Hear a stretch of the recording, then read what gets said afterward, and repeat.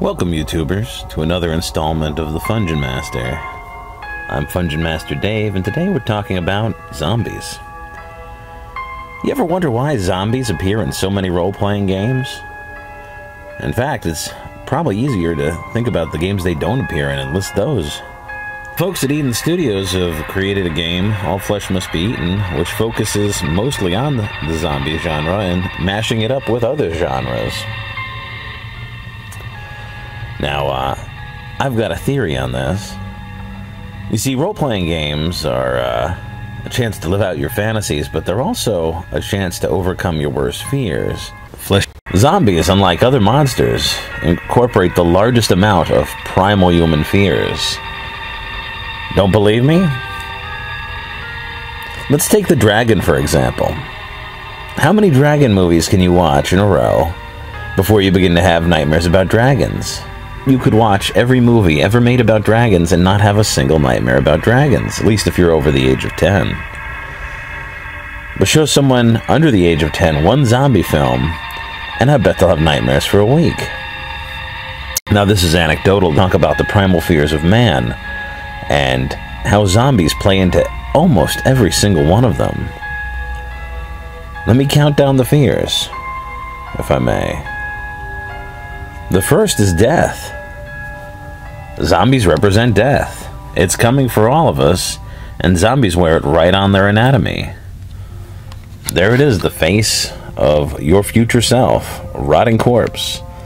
You know, whether the zombies bite you, or kill you, or if you're killed by other survivors, at some point you will pass on, only to rise again as another zombie, at least in a traditional zombie film.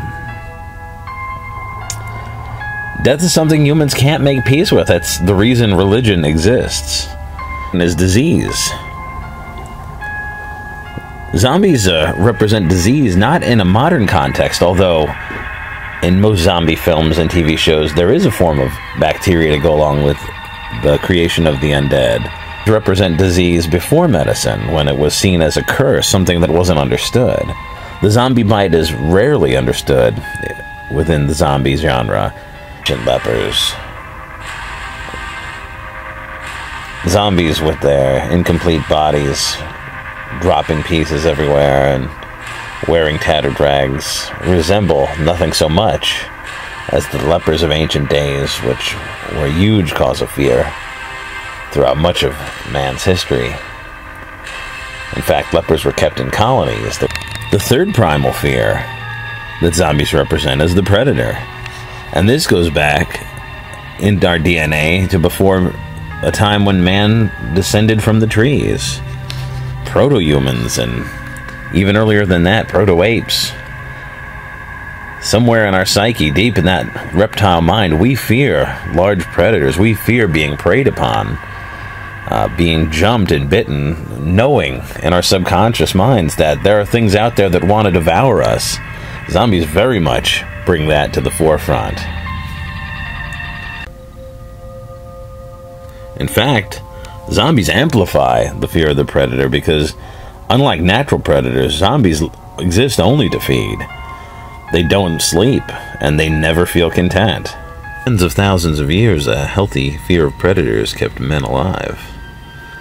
Even today, in some parts of the world, Africa and Asia, one has to be on the lookout for great cats. The other is a cultural phenomenon, something that takes place between two tribes of human beings, and by tribes I mean races or nationalities. And it goes back to, at night, tribal elders would gather around the fire and tell stories of neighboring tribes, rarely casting them in a good light. Often they'd be depicted as cannibals or incestuous. Japanese in World War II killed themselves because they were told that American soldiers, the invaders, would eat them and eat their children. This is a great example of the Japanese government using the fear of the other to get people to commit heinous acts. And this is a very dark part of the human mind. It's studied extensively in psychology. It's where racism comes from. It's how the atrocities in World War II happened. Now, zombies are clearly some form of people. Maybe not living people, but they are a large, monolithic alien tribe. And they very much play into that fear as well. Their motivations are impossible to understand. There's no reasoning with them. Surviving humans in most post-apocalyptic zombie settings become tribal and become mistrustful as supplies dwindle and safe locations and clean food and water become more and more scarce. People become more and more savage. Often groups zombies in unexpected ways, perhaps locking them up in a room instead of outright destroying them. This causes further distrust. How about the existence of evil powers? The rise of the undead certainly flies in the face of science. It gives credence to the idea that perhaps we are pawns in a game in the cosmos, a game we are now losing. Certainly people would turn to religion if such a thing were to occur. Demonic possession could be one explanation for the rise of the dead, and in fact, in the Evil Dead films, they are. Of course, Christianity has its share of the dead rising from the earth, as does voodoo. There are a handful of other monsters that are employed nearly as much as the zombie. Monsters that are placed into other genres, other time periods, and sometimes even forced to fit. And the ones that come to mind are giant insects, giant rats, vampires, and demons.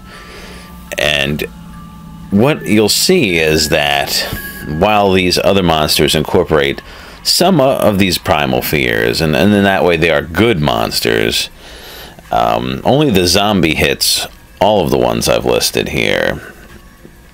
And the zombie seems to be a happy medium between being a sort of human monster like the demon or the vampire, which are more diabolical and thinking beasts, but also human, intelligent, and low-life vermin monsters like the giant insect and the giant rat, because they are sort of unstoppable in that way. They're both mindless and human, and that's sort of what makes the zombie unique and makes it hit all of these points instead of just a few, as these other monsters do. Now, on that sort of wordy conclusion, I thank you for watching, and I ask you to please like this video and subscribe.